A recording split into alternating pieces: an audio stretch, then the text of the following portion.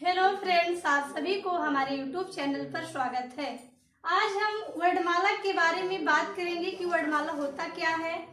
वर्ण मतलब होता है अक्षर, अक्षर का मतलब होता है अनासवान और माला का मतलब होता है समूह। तो इसका हम परिभाषा लिखेंगे, देखेंगे कि किस प्रकार से है। वर्णों के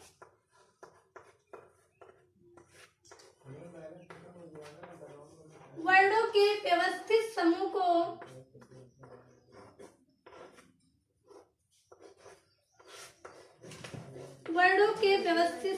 को वर्णमाला कहते हैं। वर्णमाला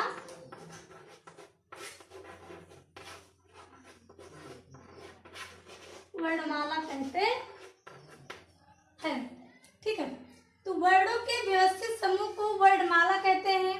वर्ण मूल ध्वनि अखंड है, मूल ध्वनि अखंड है। वर्ण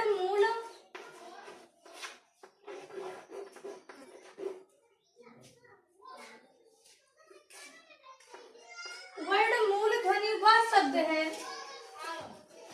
वर्ण मूल शब्द वह ध्वनि है,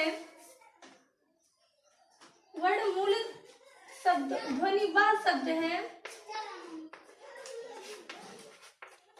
जिसे हम खंड नहीं कर सकते हैं, जिसे हम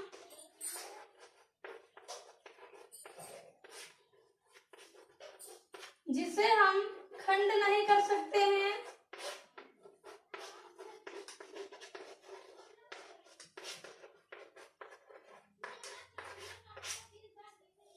खंड नहीं कर सकते हैं अर्थात विभाजित नहीं कर सकते हैं, अर्थात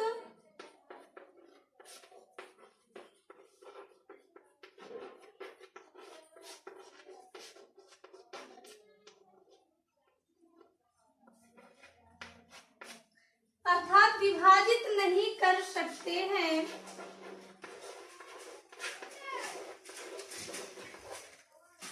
जैसे कि कहा जाए कि जैसे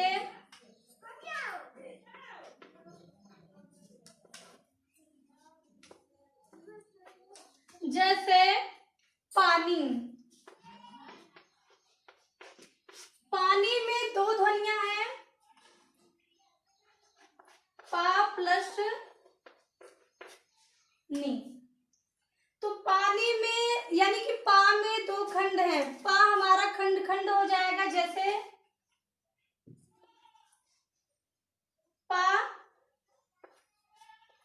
प्लस, यानी कि यह जो है हमारा बड़ा आ का मात्रा है। ठीक है, यानी आ का मात्रा है तो हम यहाँ पे आ लिखेंगे। पा के नीचे क्या है, इसे क्या कहते हैं, हलंत कहते हैं। ठीक है, तो पा आधा पा हो गया है और ये पूरा आ। ठीक है, पा प्लस आ, पा। उसके बाद में इसमें हमारा दो खंड हो गया। फिर नी,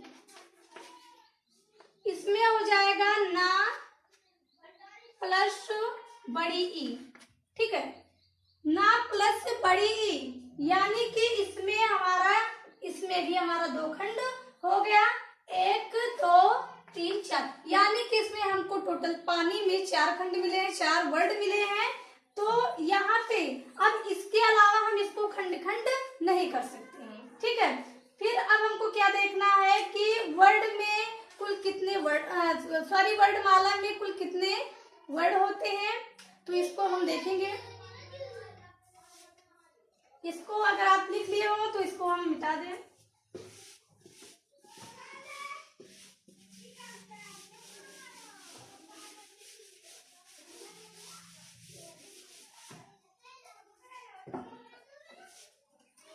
अब हमको देखना है कि हिंदी वर्णमाला में कुल कितने वर्ड होते हैं। तो कुछ लोग ये बताते हैं कि हिंदी वर्णमाला में 49 वर्ड होते हैं, लेकिन 49 ना रह करके 52 वर्ड होते हैं जो हर पेपर में पूछे जाते हैं, जैसे नेट, बीएड और टेट, सीटेट।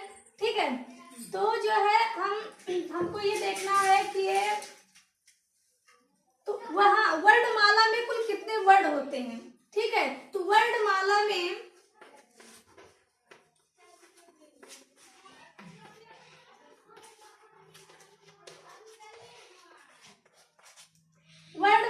कुल 52 वर्ण होते हैं। अब हमको वर्णमाला में कुल 52 वर्ण होते हैं। अब हमको देखना है कि स्वर कितने हैं, और फिर हमको यहाँ अब स्वर की बात आ गई, स्वर किसे कहते हैं, या किसी ने पूछ लिया कि स्वर किसे कहते हैं, मान लीजिए, तो आप जानते हैं स्वर क्या है, कौन है, लेकिन स्वर का मतलब भी जानना चाहिए और स्वर पता होना चाहिए स्वर कैसे होते हैं।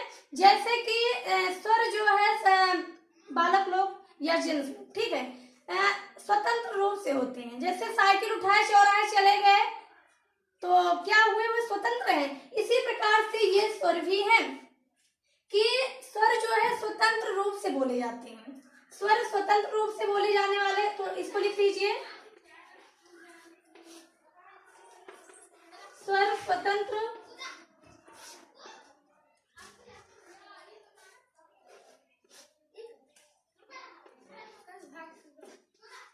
स्वर स्वतंत्र रूप से बोले जाते हैं।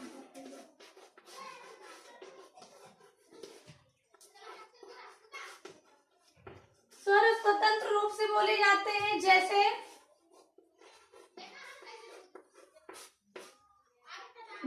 कह दिया जाए आ, अब इसमें हमको आ के बदले और कुछ नहीं मिलेगा। अगर हम इसको तोड़ना चाहेंगे तो तोड़ नहीं सकते हैं, लेकिन व्यंजन में क्या है, जैसे कि स्वर में हमको जितने स्वर हैं यानी 11 हैं, 11 स्वरों को हम कभी तोड़ नहीं सकते हैं। लेकिन व्यंजन क्या है, व्यंजन को आप देखिए, व्यंजन क्या है, व्यंजन जो स्वरों की सहायता से बोले जाते हैं। व्यंजन स्वरों की सहायता से स्वरों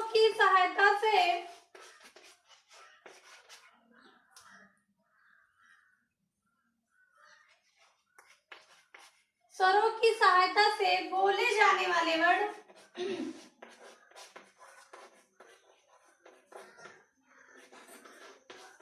व्यंजन कहलाते हैं। व्यंजन कहलाते हैं।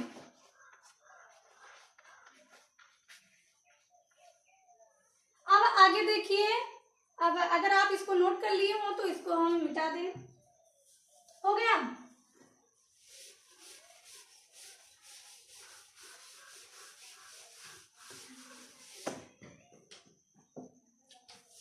अब देखिए कि व्यंजन में व्यंजन क्या होता है, तो व्यंजन की जो है परिभाषा हमने दे दिया है। अब आगे देखिए कि व्यंजन होता क्या है।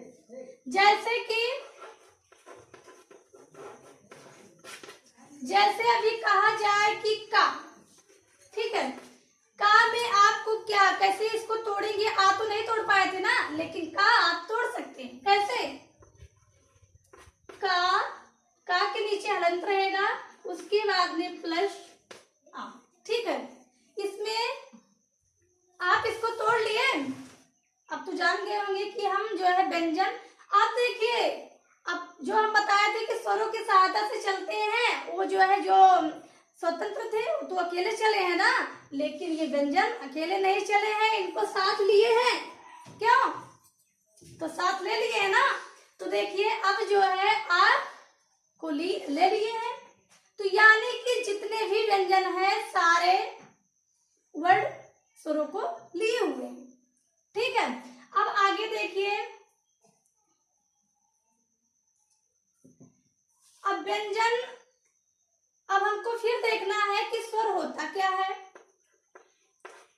स्वर कितने हैं।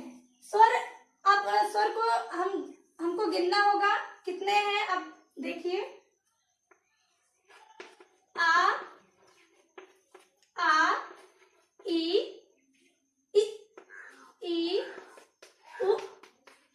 उ री ए आई ओ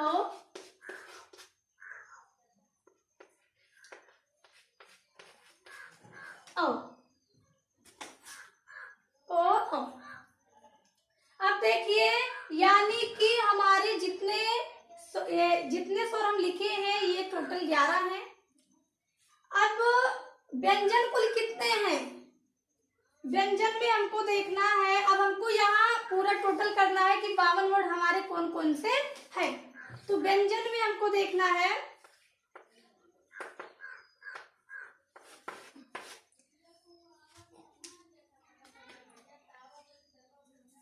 व्यंजन में देखना है। अब देखिए, चलिए अगर ये हो गया हो तो हम ऊपर से लिख रहे हैं।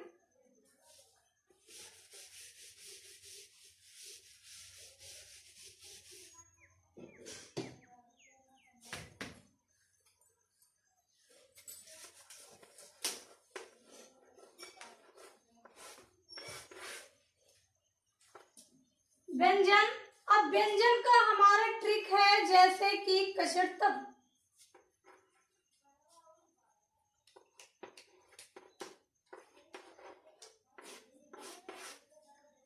ट्रिक है कचरतब, क्या है कचरतब,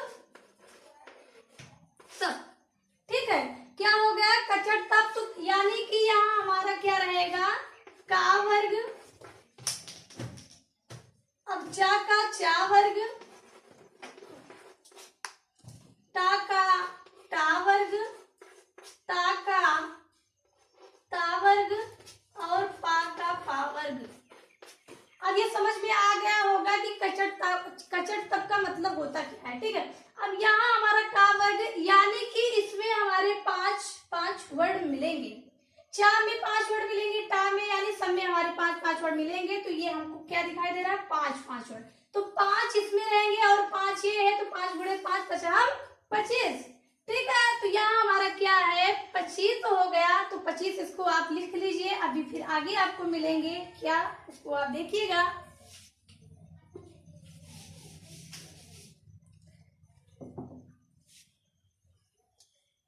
अब देखिए पा फा वा भा मा, यानी कि ये सब हमारे आगे से चले गए। अब हमको क्या मिलना है या रा ला वा, इन या रा ला वा को हम क्या कहते हैं अंतस्थ व्यंजन।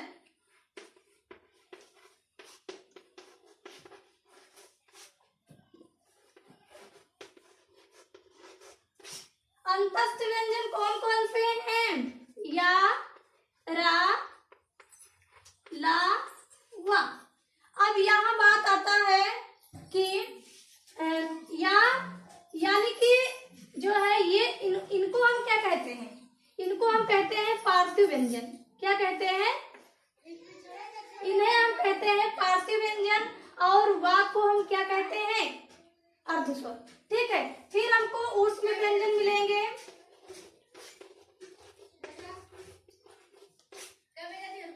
इसमें ऊष्म व्यंजन में मिलेंगे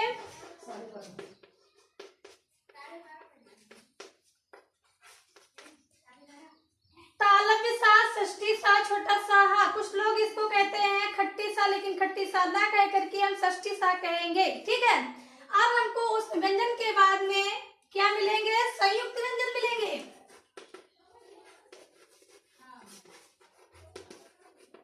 संयुक्त व्यंजन में क्या क्या रहेगा, छ त्रिंग ज्ञा और स्रा।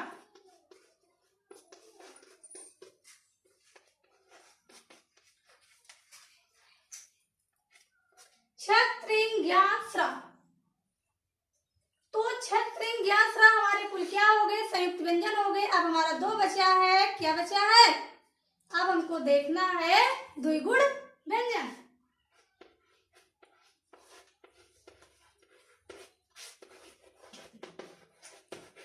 द्विगुण व्यंजन में ड़ा और ढा क्या रहेगा, ड़ा और ढा,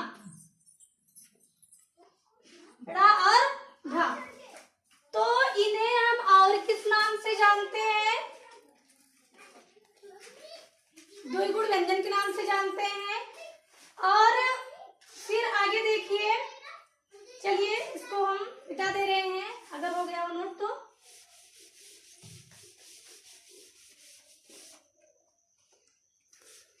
फिर हमको क्या मिलेगा, अनुस्वार। अनुस्वार में हमारा रहेगा, हाँ ये हुई ना बात, कुछ लोग इसको क्या कहते हैं कहेंगे अंक बिंदी है, क्या है, अंक बिंदी। तो अंक बिंदी ना रह करके इसे हम क्या कहते हैं, अंक बिंदु कहते हैं। और पेपर में पूछा जाता है अनुसार है या अनुनासिक है, तो इसको हम क्या कहेंगे, अनुस्वार। और अनुनासिक क्या है,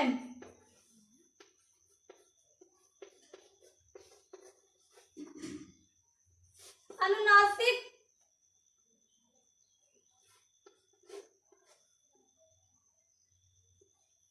अनुनासिक ये, ठीक है, ये यानी कि जो चंद्र बिंदु होता है इसे अनुनासिक कहते हैं। अब फिर हमारा लास्ट आता है, ये तो मतलब केवल ये बिंदु के लिए बताए हैं, लेकिन ये तो हमारे इसी में हो जाएंगे। लास्ट क्या है, विसर्ग। आप तो विसर्ग सुने होंगे, विसर्ग जो है संस्कृत में बहुत प्रचलित है। अब विसर्ग जो है संस्कृत में चलता है साथ में, तो ये है विसर्ग। ये क्या है, कुछ लोग से पूछिए कहीं ये आहा वाली बिंदी है, लेकिन नहीं, आहा वाली बिंदी नहीं कहना है इसको, हमको क्या कहना है, विसर्ग कहना है। अब इसको देखिए, ये स्वर है या व्यंजन, लेकिन ये ना स्वर के साथ चलते हैं ना व्यंजन के साथ चलते हैं। ये यानी कि ये न स्वर के साथ चलते हैं ना व्यंजन के साथ चलते हैं, इसीलिए इनको क्या कहते हैं, अयोगवा व्यंजन कहते हैं। इन सबको क्या कहते हैं, अयोगवा व्यंजन।